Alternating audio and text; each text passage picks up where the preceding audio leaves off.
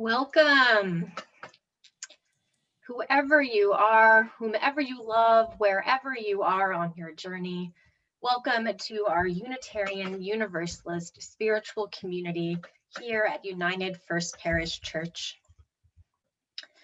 We're delighted to welcome anyone who may be visiting us. You can learn more about our community by going to our website, www.ufpc.org. I'm the Reverend Rebecca Froom. Our worship leaders this morning on screen and behind screen include Joan McDonald, our Director of Religious Education, and Clyde Corwright. The order of service for this morning can be downloaded from our UFPC website, www.ufpc.org. We'll also be pasting some of the hymn lyrics into the chat as we go along. For our online worship this morning, we invite you to go ahead and leave your video on so that we might all see one another if we choose to be in gallery view. And note that we are recording this morning's service to be posted on YouTube at a later date. If you would prefer not to be seen in the recording, please turn off your video. And also, if you are having a poor connection at any point during the service, you may need to turn off your video. We invite everyone to stay online after the service for our virtual social hour.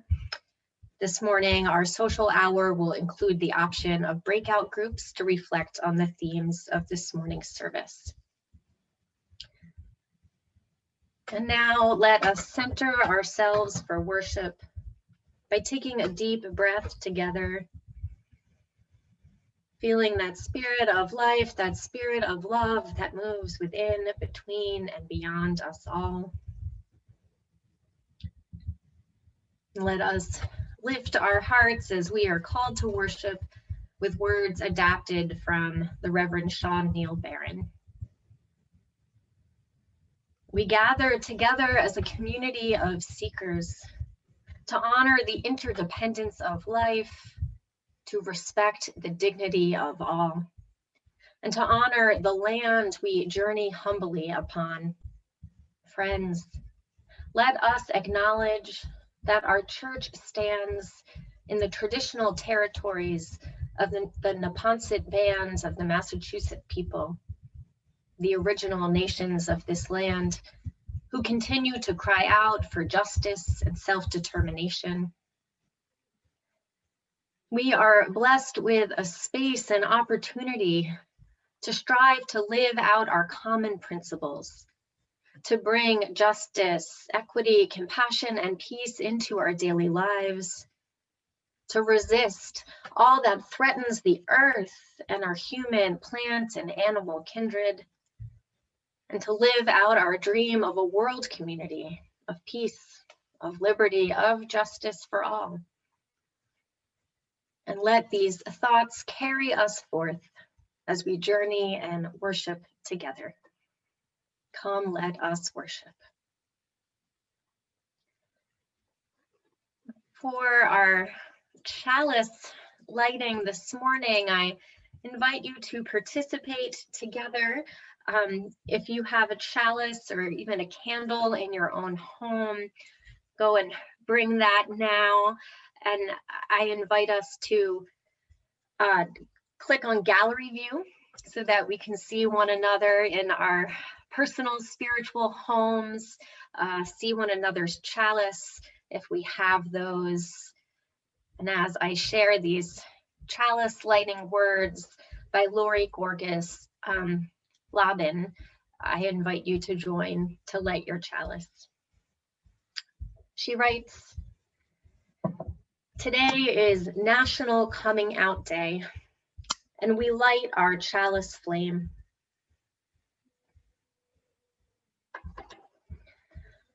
For those still living in closets, come out. For those hiding their true selves, come out. For the fierce transgender and non-binary folks, They who fight just to live, come out.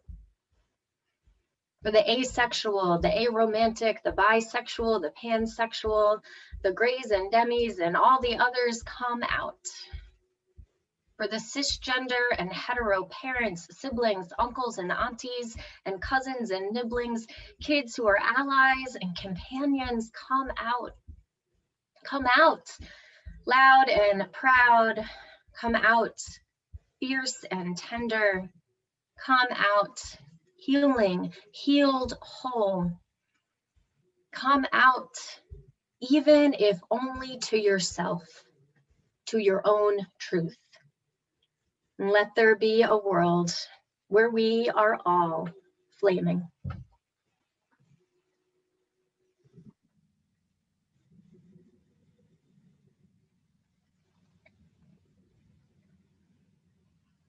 I invite you to join in reading our words of covenant, which are found on the screen.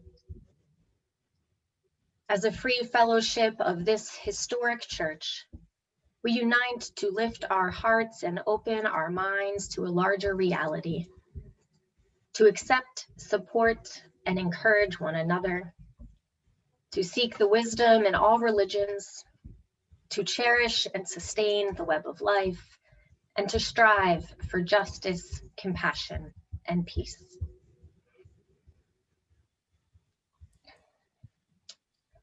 Our opening hymn this morning is All Creatures of the Earth and Sky. Words are attributed to St. Francis, whose feast day was celebrated last weekend. And this picture on the screen was taken by Joan on the top of a mountain on the path of St. Francis in Italy, helping us to, for a moment, ground ourselves in the place where he walked and lifted his heart in prayer and song. So let us sing together. I'll be pasting the words in the chat.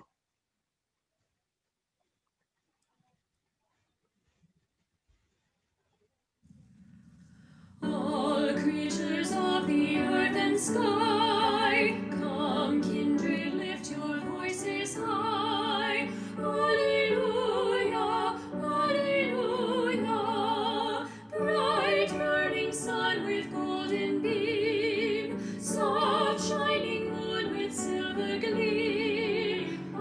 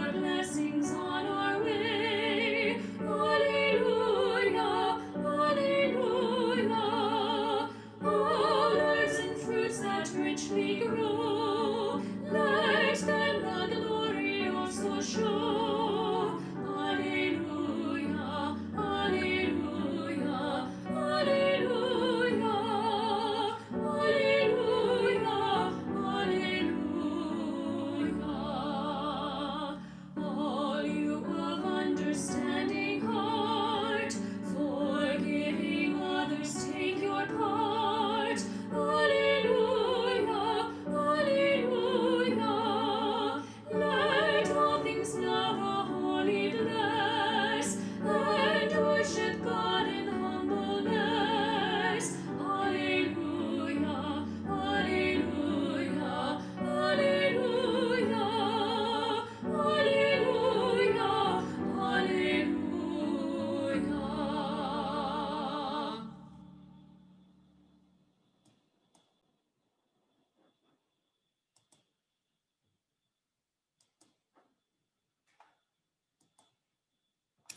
Good morning.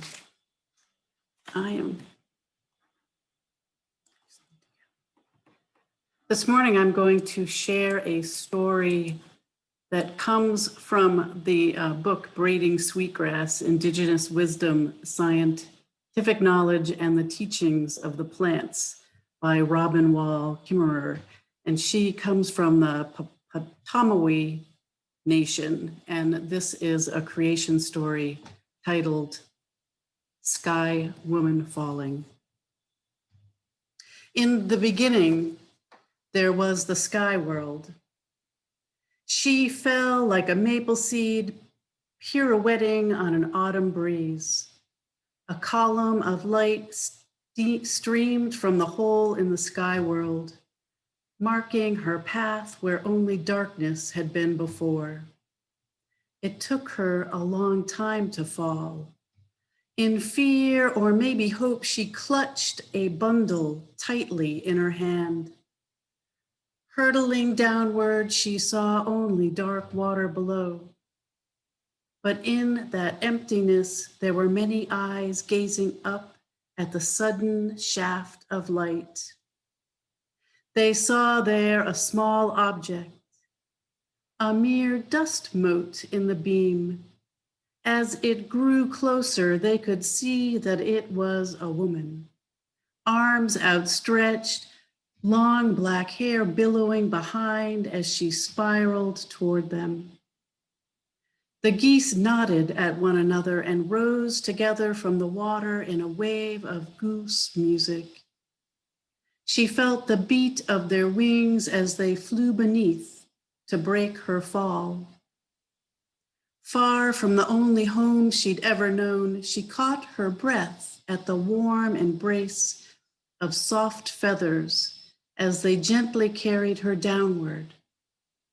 And so it began.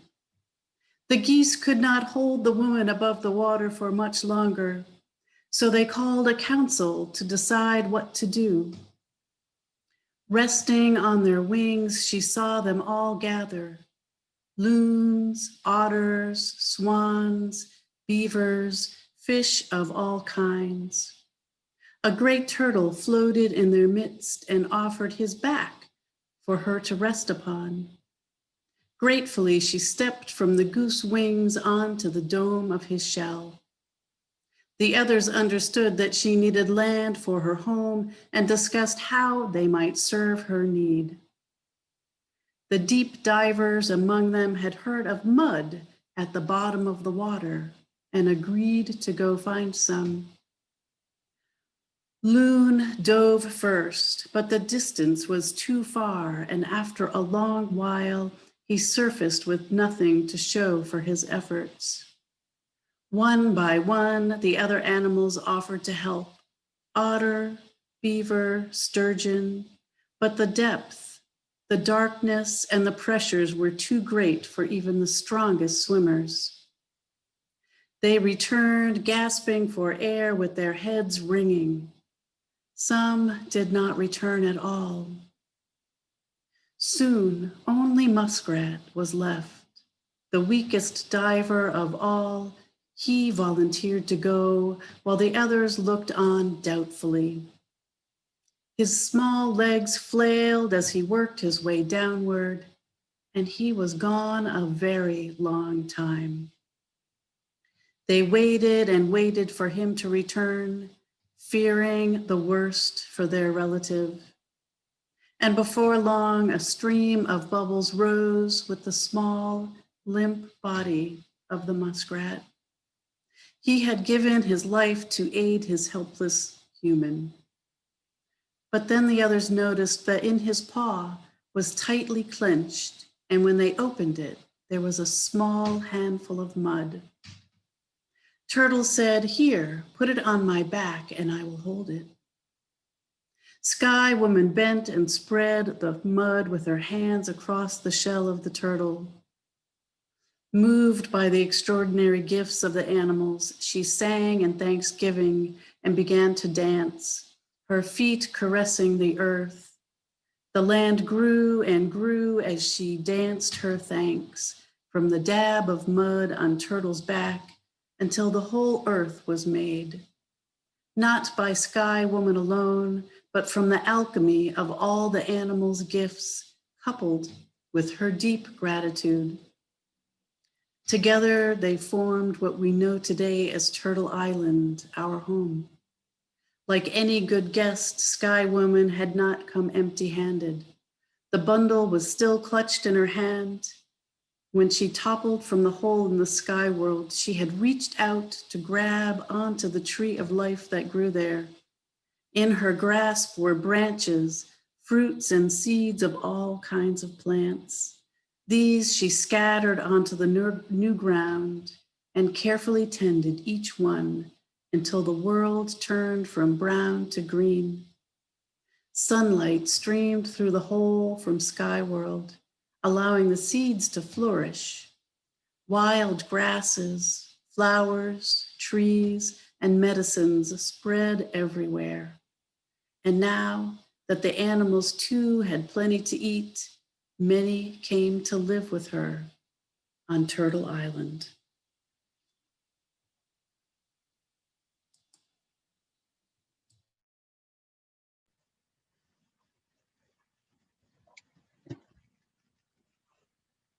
Let us take a deep breath together, checking in with our hearts, feeling that spirit of life and love that moves within, between, and beyond us all. Through the sharing of our joys and sorrows, we create a sacred space where we are present with one another and our own hearts. This is a time to briefly share those life milestones that lift your spirits in joy or hope, or those pains and losses that fill you with heartache. As we enter this time of sharing, I will light a candle of joy, knowing that a joy shared is a joy magnified, and also a candle of sorrow, knowing that a sorrow shared is a sorrow diminished.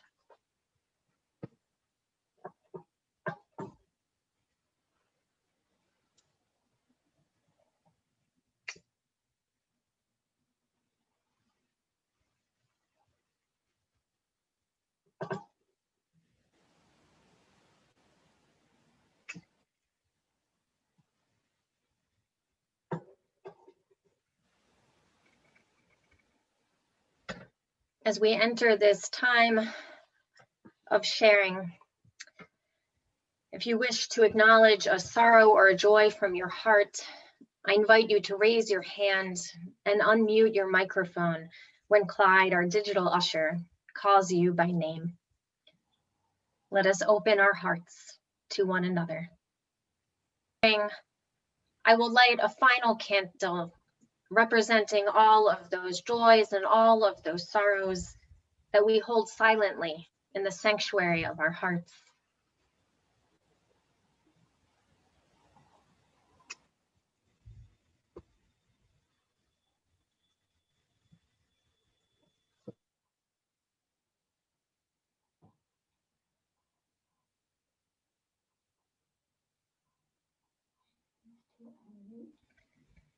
May the light of these candles and the compassion of this community remind us that wherever we are on our journey, each of us is worthy of love, and each of us is able to love.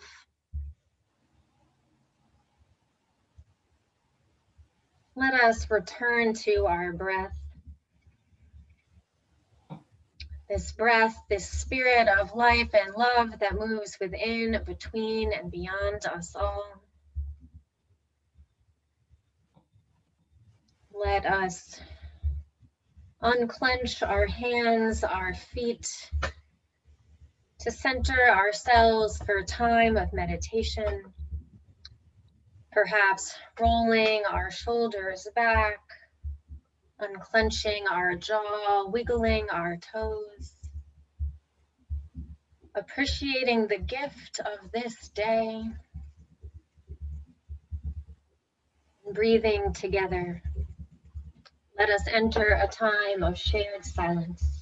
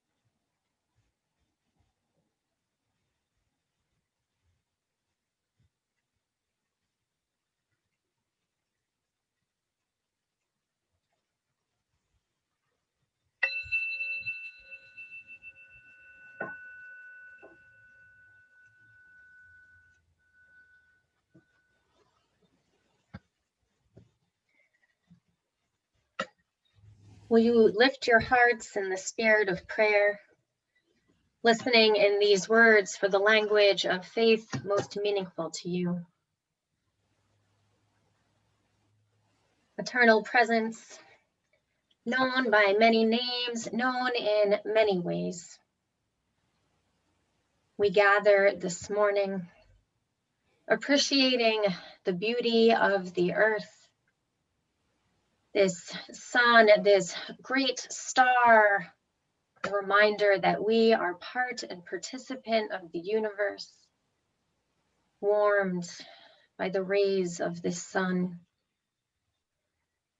We give thanks for the joys of our lives, for birthdays, for anniversaries, for all the ways in which we are drawn together in joy and gratitude, in appreciation for one another, for the relationships that sustain us.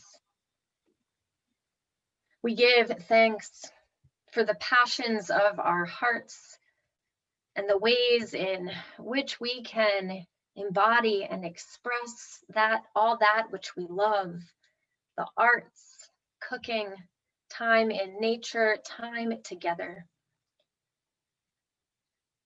We open our hearts to all of those who are struggling with their health, those preparing for surgery, recovering from surgery. May they be granted healing, strength, patience. May their caregivers care with love and also care for themselves. We open our hearts to all those experiencing illness. May they recover soon. And we know that when we care for the health of ourselves and one another, there is much that we can fear, but we care for ourselves and one another as an act of love, not fear.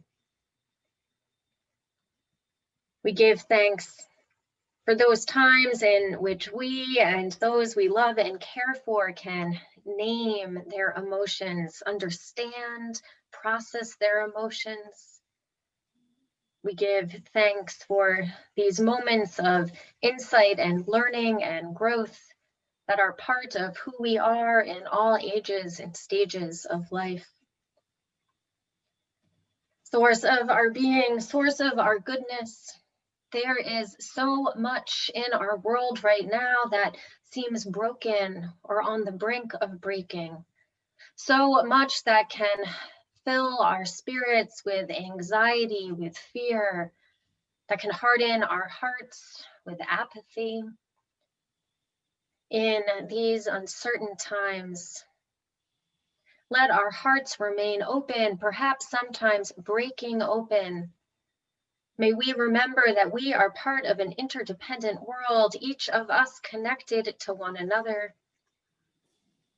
May we turn our attention to those connections, nourishing health, building relationships, remembering that what we pay attention to grows.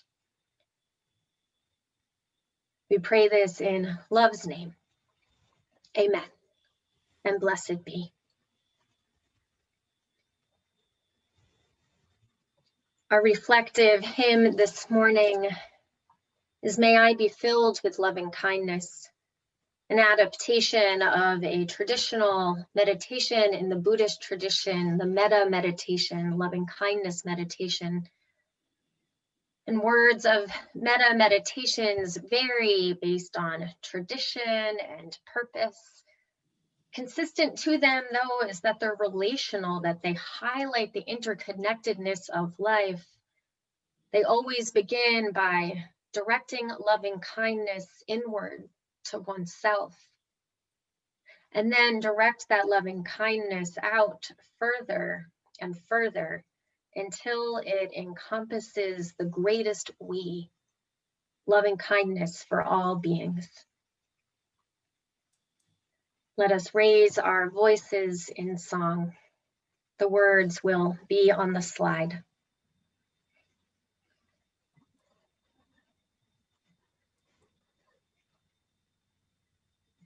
May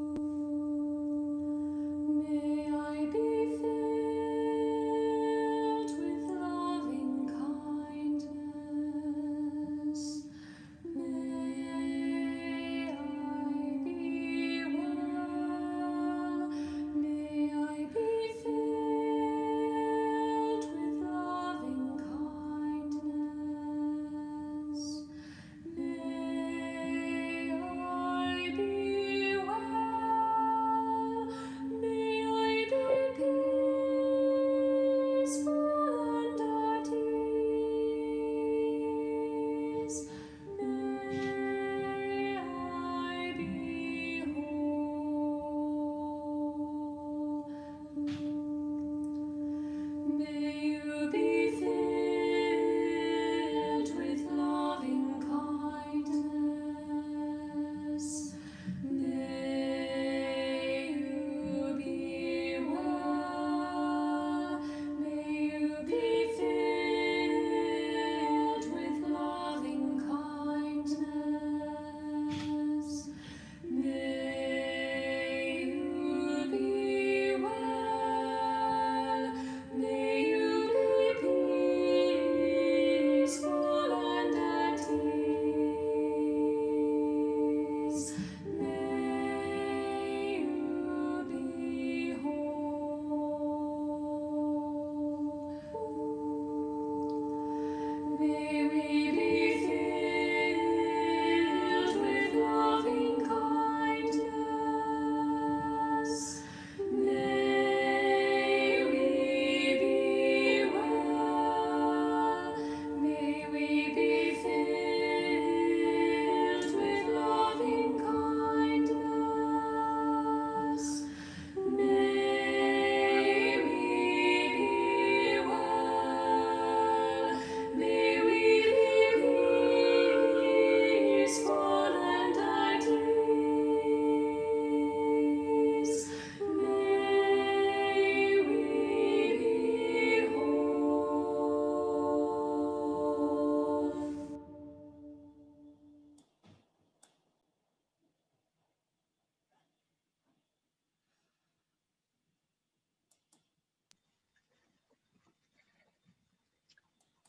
Our reading this morning also comes from Braiding Sweetgrass, Indigenous Wisdom, Scientific Knowledge, and the Teaching of Plants by Robin Wall Kimmerer. As Joan mentioned, she is a citizen of the Potawatomi Nation. She's an Indigenous American that was raised in diaspora. She's a mother, a child, a sister, an environmental biologist and a distinguished professor, and a poet. And her words and wisdom is grounded in all of these aspects of who she is.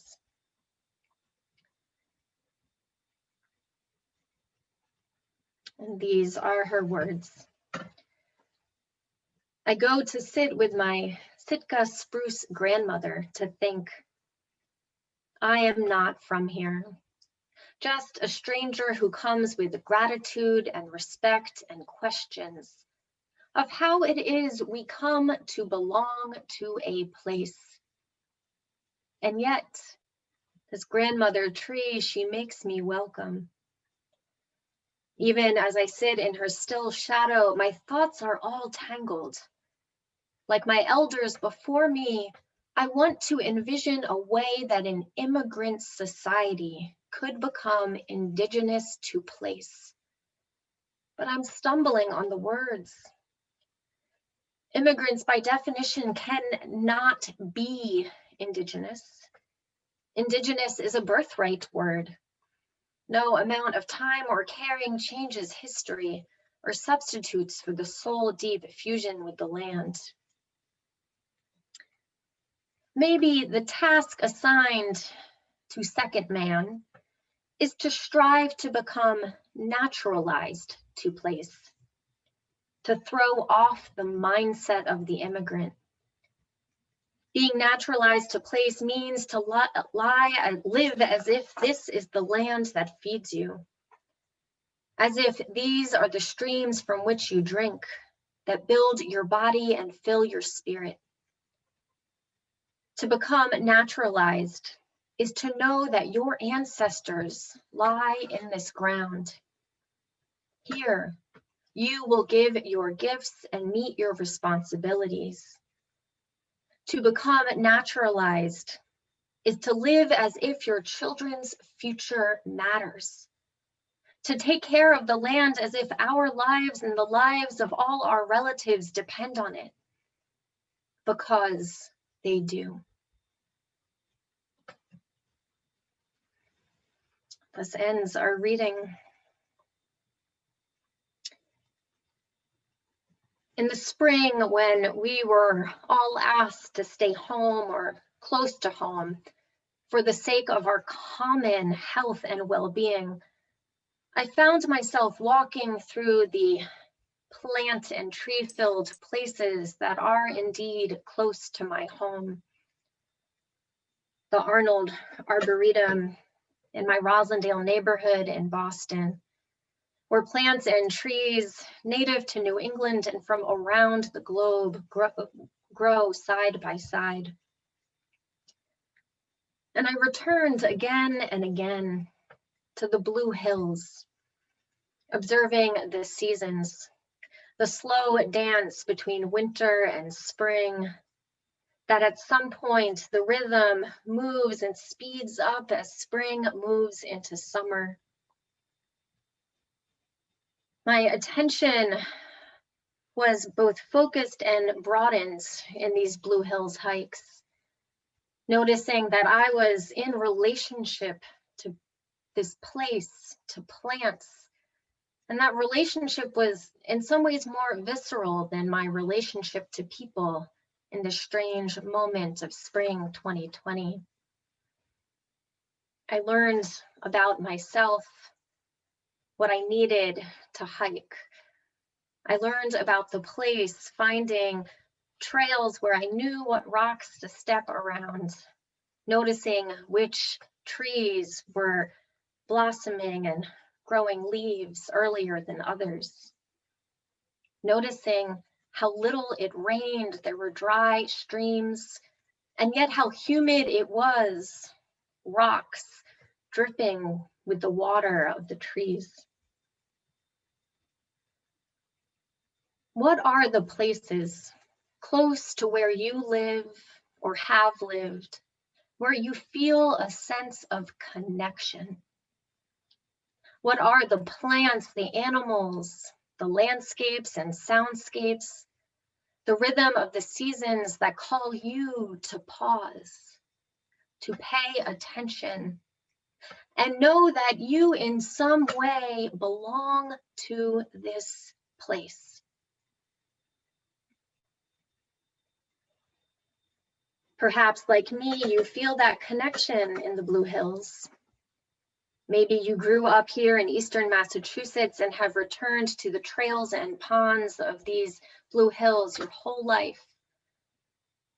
Or perhaps like me, you are a transplant to this region and yet have come to love this place as I have come to know it in the last 11 years.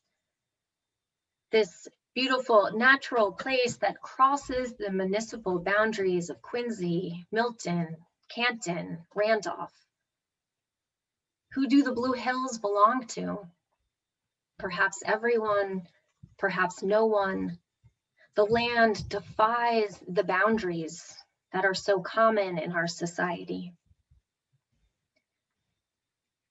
The Blue Hills are part of the traditional lands of the Neponset band of the Massachusetts people, who walked these peaks and valleys for centuries, millennia, before the colonists from England first settled in Marymount in 1625.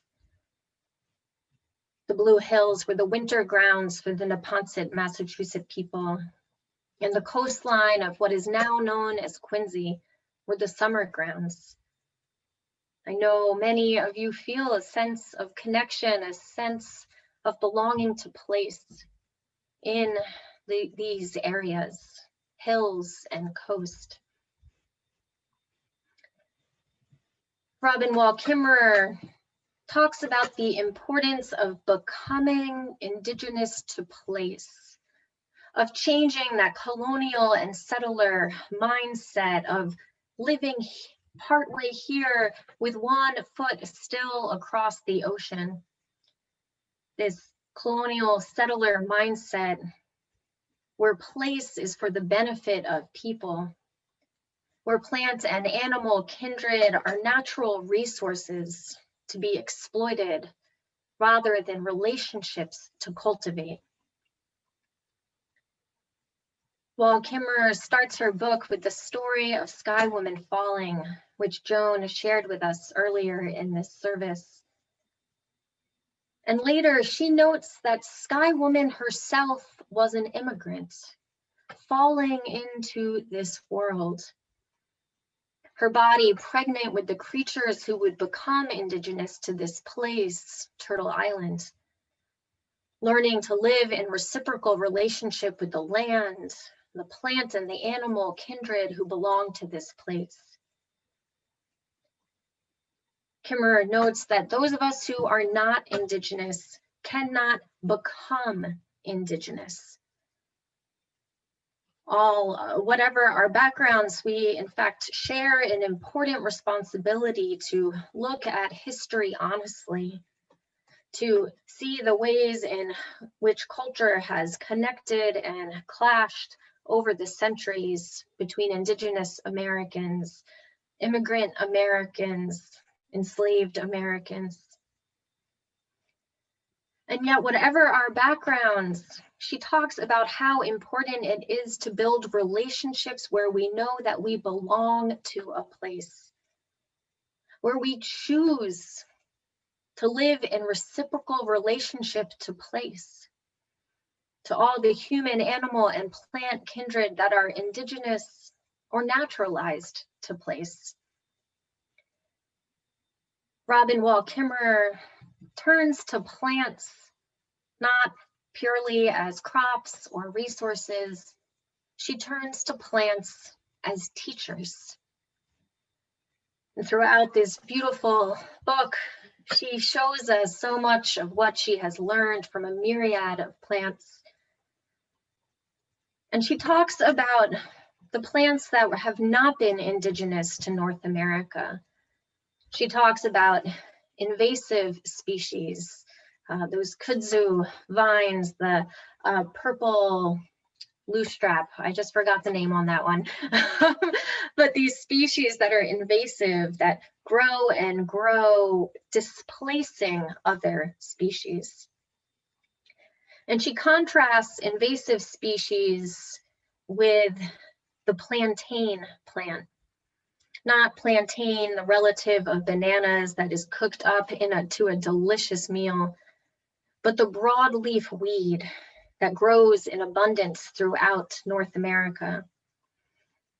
And this broadleaf plant that is so abundant here is actually from Europe. And as European immigrants came to this continent, Indigenous people sometimes referred to plantain as white man's footsteps. And yet plantain built reciprocal relationships with other plants rather than relationships that displaced. And so botanists call this a naturalized plant rather than an invasive species. Friends on the journey, when we look around these days, there is so much that seems invasive, exploitive, broken. We wonder how any of us can transcend these colonial and settler mindsets that existed long before we were born. And yet there is also great beauty. Robin Wall Kimmerer shares that she pursued environmental biology to answer the question, why is the world so beautiful? Why is the world so beautiful? And later, she came upon the question, how can we humans participate in this beauty?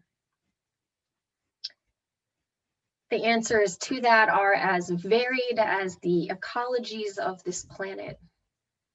But consistent is the importance of building relationships to place, to looking at the world through a perspective of abundance, seeing and seeking and nourishing the beauty, to act with generosity, looking at the world as gifts to be shared rather than resources to be taken or sold, to learn to live in reciprocal relationship, assuming that we have something to give as well as so much that we are taking,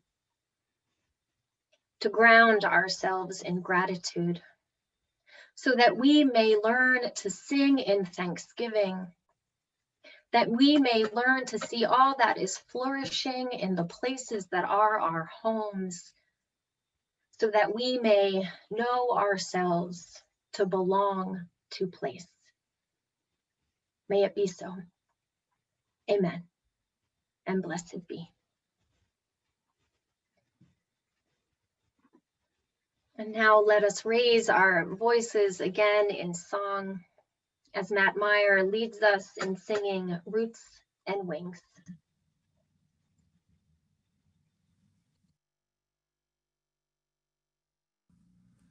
Lately I've been thinking about roots and wings. Lately I've been thinking how I need these things. I need roots in the ground to keep me strong. Wings on my back so I can fly on. Lately I've been thinking about roots and wings. Lately I've been thinking how I need these things. I need roots in the ground to keep me strong. Wings on my back so I can fly on home. Lately I've been thinking about roots and wings. Lately I've been thinking how I need these things. Roots in the ground to keep me strong. Wings on my back so I can fly on home.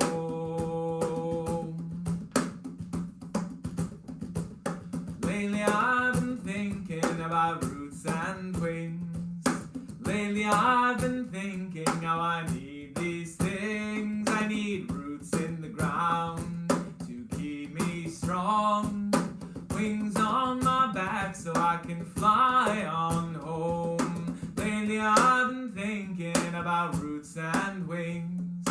Lately I've been thinking how I need these things. I need roots in the ground to keep me strong. Wings on my back so I can fly on home. Lately I've been thinking about roots and wings. Lately I've been thinking how I need these things. I need roots in the ground to keep me strong. Wings on my back so I can fly on home. Lately I've been thinking about roots and wings. Lately I've been thinking how I need these things. I need roots in the ground to keep me strong. Wings on my back so I can fly on home. I need roots in the ground to keep me strong. Wings on my back so I can fly on home. Wings on my back so I can fly on home. Wings on my back so I can fly on home.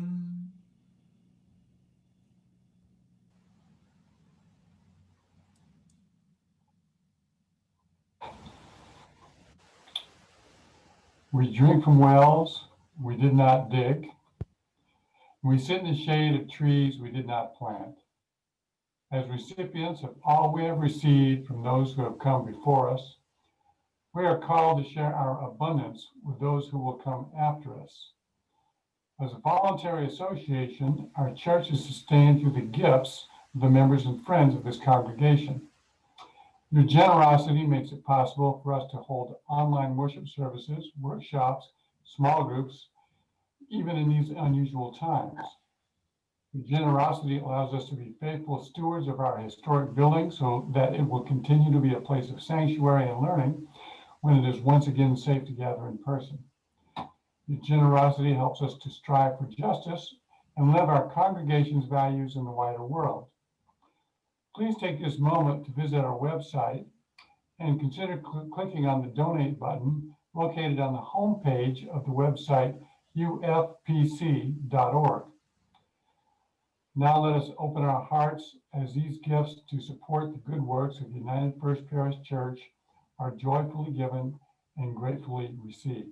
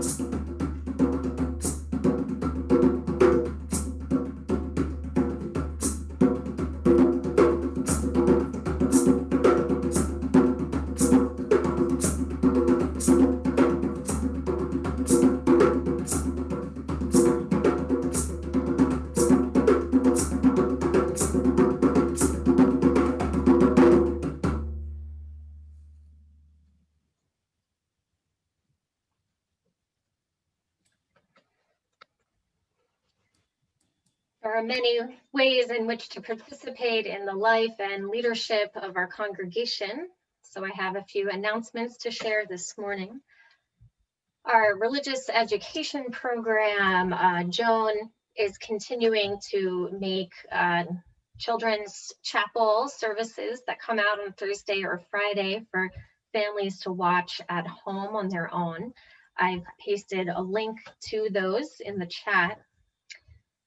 Another link in the chat is to register for our Soul Matters small group ministry. We are now, we've chosen the dates. One group will meet on the third Sunday at 1 p.m.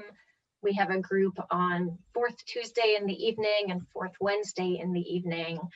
This year, given the format of Zoom, we are holding groups that are a little shorter, an hour and a half, and a little smaller, more in that 6 to 9 member range rather than up to 12 as it's been in the past. So please click on that link to register. If you registered in the first round, you do not need to register again.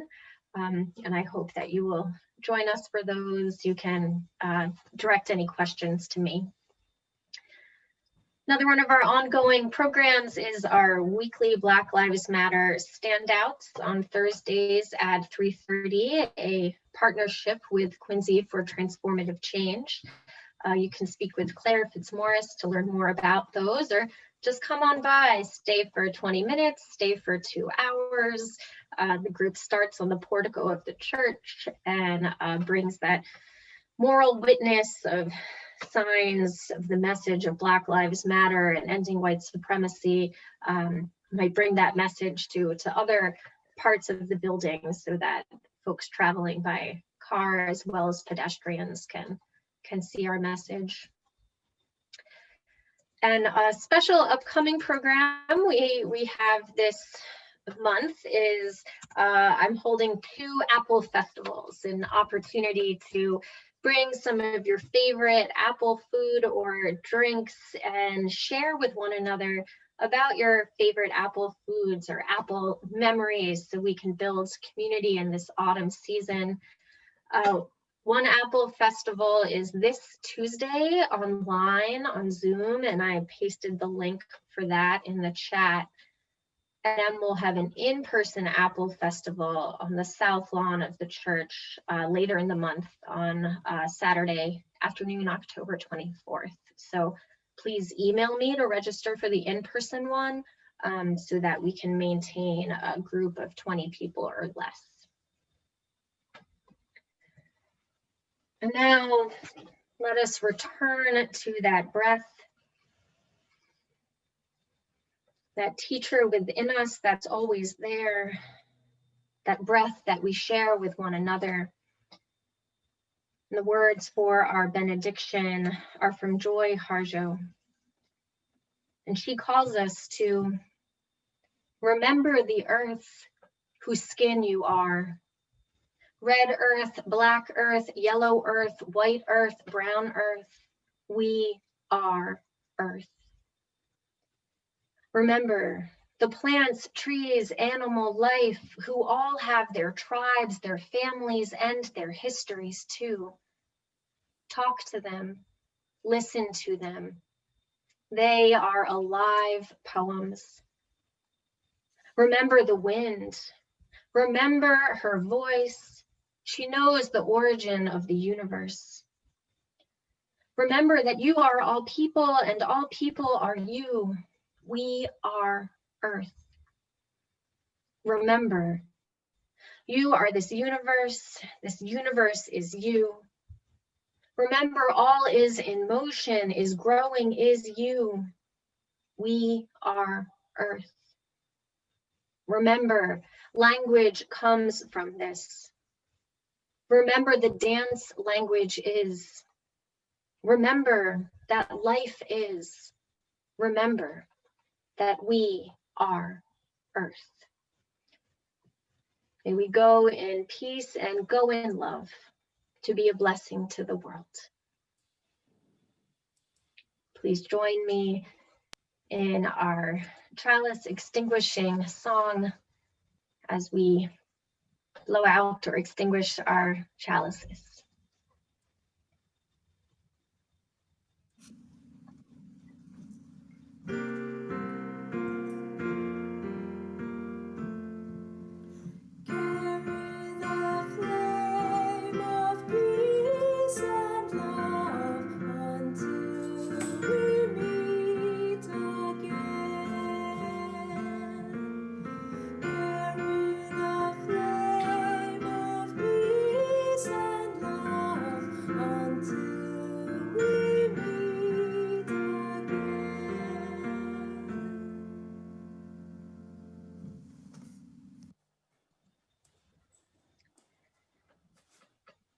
We invite you to stay in online for our virtual social hour, a time to connect with one another. Today, we are continuing the tradition of meeting in small breakout groups to discuss a prompt drawn from the theme of the service. And the prompt today is to share about a place where you feel a strong connection, a place near to where you live or have lived. And if you also have the option of not joining one of our breakout rooms and staying in the general room for a more organic conversation that doesn't have a theme. So please join us for social hour, and if not for social hour, then return to us next week.